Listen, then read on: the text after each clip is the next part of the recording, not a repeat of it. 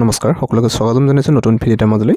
National insurance company limited অৰ্থাৎ চমুকৈ যাক NICL বুলি কোৱা হয়, যিবিলাক আমি আপোনাৰ ধৰক বাইকৰ বা গাড়ী এইবিলাকৰ যে ইঞ্চুৰেঞ্চবিলাক কৰোঁ, সেই কোম্পানীৰ ফালৰ পৰা নতুন ভেকেঞ্চি মুকলি কৰিছে। এইটো এটা গভৰ্ণমেণ্ট আণ্ডাৰটেকিং কোম্পানী হয়, বহুত ভাল এটা জব হয় এইটো। ইয়াতে আপোনালোকে ষ্টেট ৱাইজ ভেকেঞ্চিসমূহ চাব পাৰে। অল ইণ্ডিয়া বেচিছ যিহেতু জবটো হয়, টোটেল ইয়াতে 500 ভেকেঞ্চি মুকলি কৰিছে অল ইণ্ডিয়া বেচিছ। আপোনালোকৰ যদি ইয়াতে চাই আমাৰ অসমৰ ক্ষেত্ৰত 18টা পোষ্ট ইয়াতে মুকলি কৰিছে। যিকোনো ষ্টেটৰ বাবে আপুনি ইচ্ছা কৰিলে বেলেগ ষ্টেটৰ বাবে এপ্লাই কৰিব পাৰিব। এপ্লাই কৰাৰ ক্ষেত্ৰত বয়সটো মিনিমাম 21 বছৰ হ'ব লাগিব, মেক্সিমাম 33 বছৰ ৰখা হৈছে।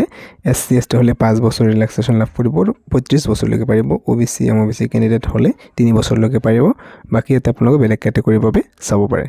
এতিয়া চাওক কোনসকলে এপ্লাই কৰিব পাৰিব। যদি আপুনি ইয়াতে নিজৰ এডুকেশ্যনেল কোৱালিফিকেশ্যনটো যদি আপুনি গ্ৰেজুৱেশ্যন পাছ কৰিছে, 1 জুলাই 2026 হিচাপে আপোনালোকৰ গ্ৰেজুৱেশ্যনটো কমপ্লিট কৰা হ'ব লাগিব। কোন ষ্ট্ৰীমৰ পৰা পাছ কৰিছে এইটো মেটাৰ নকৰে, জাষ্ট গ্ৰেজুৱেশ্যন হ'লে আপুনি ইয়াতে এলিজিবল হ'ব। ইয়াতে চিলেকশ্যন প্ৰচেছটো কেনেকৈ লোৱা হ'ব সেইটো অকণমান চাওক। ইয়াতে প্ৰথমতে প্ৰিলিমিনাৰী এক্সাম লোৱা হ'ব, তাৰপিছত মেইনছ এক্সাম আৰু তাৰপিছত ইয়াতে ৰিজনেল লেংগুৱেজ টেষ্ট লোৱা হ'ব। ফেজ 1ত প্ৰিলিমিনাৰী এক্সাম লোৱা হ'ব, সেইটো হৈছে আপোনালোকৰ অনলাইনত হ'ব। চিলেবাছসমূহ ইয়াতে দিয়া আছে ধুনীয়াকৈ। ইংলিছ লেংগুৱেজৰ পৰা আহিব ইয়াতে 30টা কুৱেশ্যন 30 নম্বৰ, ৰিজনিং এবিলিটিৰ পৰা 35টা কুৱেশ্যন 35 নম্বৰ, কোৱান্টিটেটিভ এপ্টিটিউডৰ ফালৰ পৰা 35টা কুৱেশ্যন 35 নম্বৰ। টাইমবিলাক ইয়াতে আপোনালোকে 20 মিনিটকৈ লাভ কৰিব। আৰু মিডিয়ামটো ইংলিছ মিডিয়াম হ'ব আপোনাৰ অকল ইংলিছটো আৰু ৰিজনিং, আৰু বাকী যিটো আপোনাৰ কোৱান্টিটেটিভ এপ্টিটিউড এইবোৰ বাইলিংগুৱেল লাভ কৰিব। ইংলিছ আৰু হিন্দী দুয়োটাতে পাব। 100টা কুৱেশ্যনত 100 নম্বৰত 60 মিনিট অৰ্থাৎ 1 ঘণ্টা সময়ত কমপ্লিট কৰিব লাগিব। নেক্সট আছে ইয়াতে ফেজ 2 অৰ্থাৎ মেইনছ এক্সামিনেশ্যনৰ ক্ষেত্ৰত টেষ্ট অফ ৰিজনিং। ইয়াৰ পৰা যদি আপোনালোকে চাই 40টা কুৱেশ্যন 30 মিনিটছ টাইম লাভ কৰিব, ইংলিছ হিন্দী দুটা লেংগুৱেজ। টেষ্ট অফ ইংলিছ এইটো আপোনালোকে 40টা কুৱেশ্যন 30 মিনিট লাভ কৰিব। নিউমাৰিকেল এবিলিটিৰ ক্ষেত্ৰত 40টা কুৱেশ্যন 30 মিনিট লাভ কৰিব, bilingual. Test of general awareness ইয়াৰ ক্ষেত্ৰত 40টা কুৱেশ্যন 15 মিনিট। টেষ্ট অফ কম্পিউটাৰ নলেজ ইয়াৰ ক্ষেত্ৰত 40টা কুৱেশ্যন 15 মিনিট সময় লাভ কৰিব, ইংলিছ হিন্দী বাইলিংগুৱেল হ'ব। মেইন এক্সামিনেশ্যনৰ ক্ষেত্ৰত টোটেল 200 কুৱেশ্যন 120 মিনিটছ অৰ্থাৎ 2 ঘণ্টা সময়ত আপোনালোকে 200 নম্বৰৰ কুৱেশ্যন ইয়াতে কৰিব লাগিব।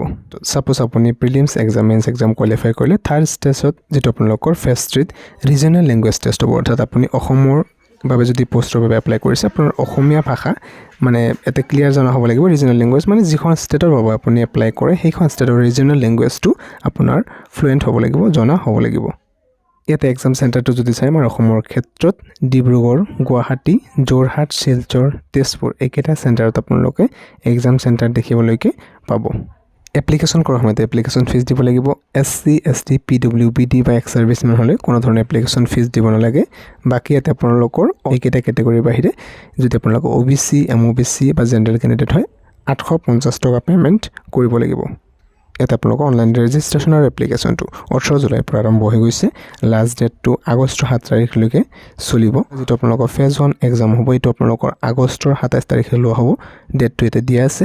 নেক্সট ফেজ 2 বা মেইনছ এক্সামিনেশ্যন যিটো হ'ব এইটো অক্টোবৰ 30 তাৰিখে লোৱা হ'ব। এই এক্সামৰ বাবে আপোনাৰ যিটো কল লেটাৰ সেইটো কেতিয়া আহিব এইটো পৰৱৰ্তী সময়ত আপোনালোকে জানিব পাৰিব। যদি ইণ্টাৰেষ্টেড আৰু এলিজিবল হয় নিশ্চয়কৈ এপ্লাইটো কৰিব পাৰে। ভিডিঅ'টো ইমানে আছিলে, লাইক এটা কৰি ৰাখিব। যদি কিবা বুজিব অসুবিধা হৈছে কমেণ্টত নিশ্চয়কৈ জনাব। পুনৰ লগ পাম নতুন ভিডিঅ'ৰ মাজলৈ। এতিয়ালৈ সামৰিছোঁ, ধন্যবাদ।